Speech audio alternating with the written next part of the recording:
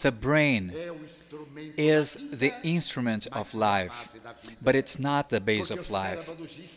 Because the neuroscientists observed that people who had their brain pierced by a projectile and its main parts damaged were absolutely normal, while others had a well-balanced cerebration, nonetheless were psychopaths. These concerns led the psychiatrists to the conclusion that there are no mental illnesses, there are mental disorders, because the mind doesn't get sick. The mind doesn't belong to the brain. The mind belongs to the energy that thinks. And this energy that thinks dispenses with the brain, but the brain doesn't dispense with the energy that thinks. The great observations from the area of transpersonal energy, also called the fourth force, supported this thesis that the creature is the brain, through which life expresses itself.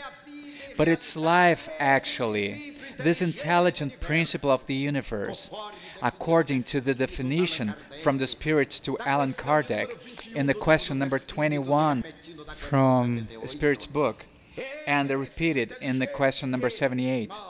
This intelligent principle that moves the creature, as the Latins used to say, mens agitat molem. The spirit moves the matter and communicates itself through these neurons. The brain then ceased to be an organ, to become the most noble gland of the creature's balance, weighing an average of 1.3 kilograms.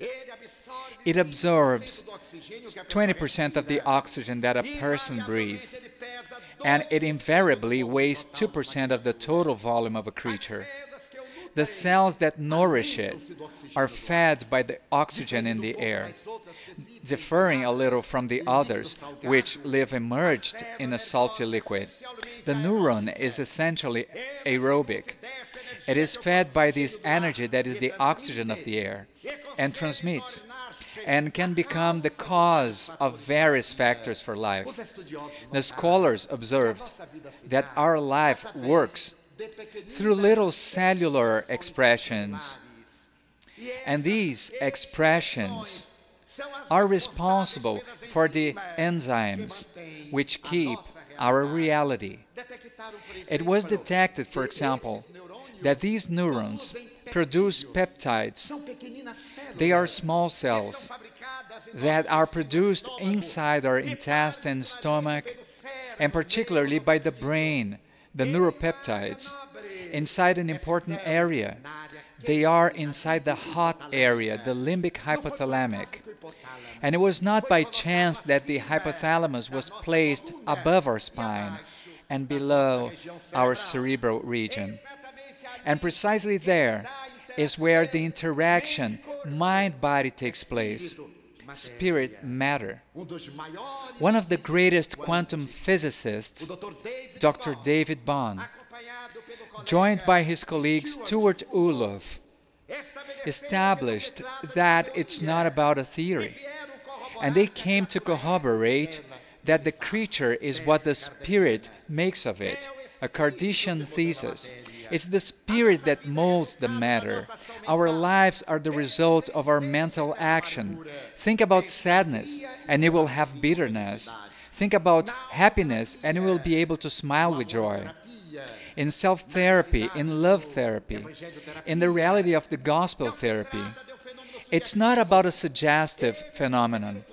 They proved, mainly Dr. David McClellan from Harvard University, that the placebo is not an illusion. The person carries the placebo, unaware that it's a placebo. The placebo has a physiology. The patient believes. And when he believes, says David Bohm, his neuropeptides produce photons. And these subparticles give vitality to the organism. When the individual is in a rage, is jealous, resentful, he generates electrons.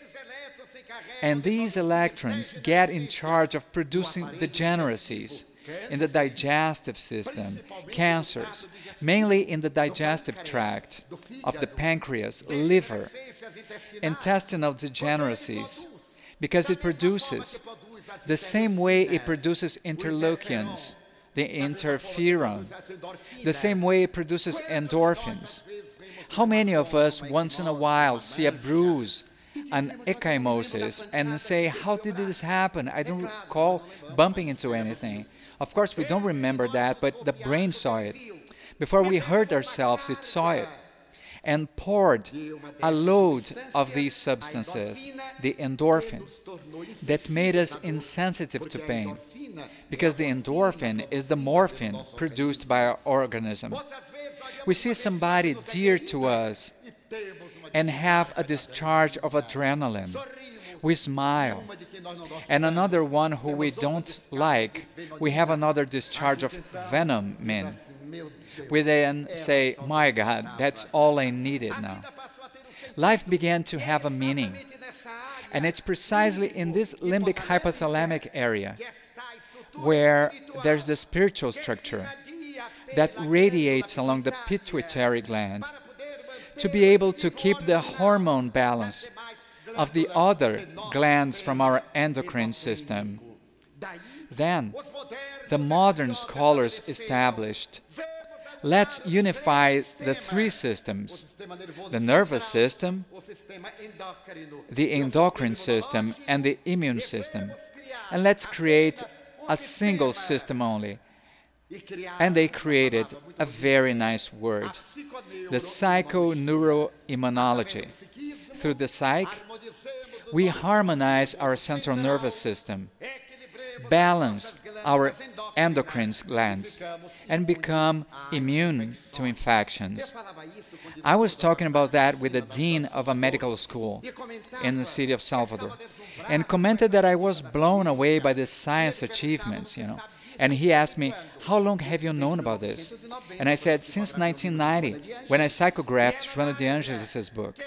And she narrates that we may be susceptible to infections or not. The introverts, people who bear resentment, get sick much more than the extroverts, the jovial, those we call, in plain Portuguese, quote, the shameless people. Somebody offends them and they say, that's his problem.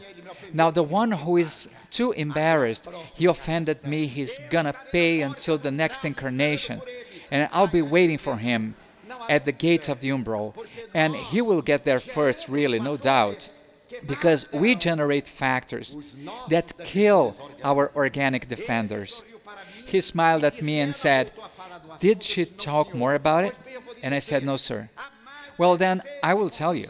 The most recent achievement of science is not psychoneuroimmunology anymore. It's the psychoneuroendoimmunology.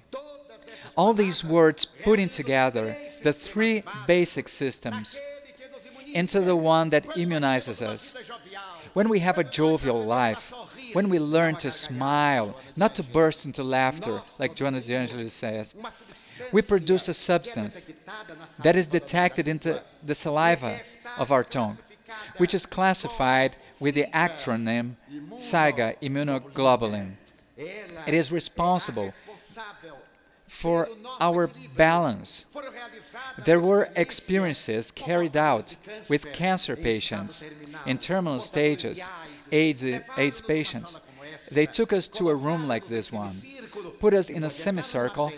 On a screen they project movies of Charlie Chaplin, Marx Brothers, Rahr or Lloyd, the Three Stooges, and they started to watch them tense at the beginning, but the clowning was such that they ended up laughing.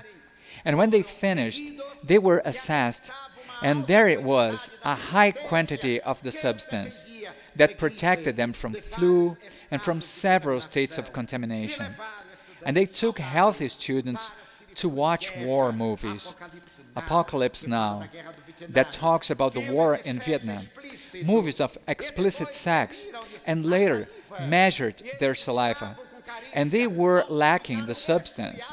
Some got sick during the screening session because they killed the immunologic factors the tension was such, the high discharges of electrons that they poured into their organism. That demonstrated that the mind is not physical. The mind is a radiation from a psyche that can think without its brain, although the brain cannot think without its presence.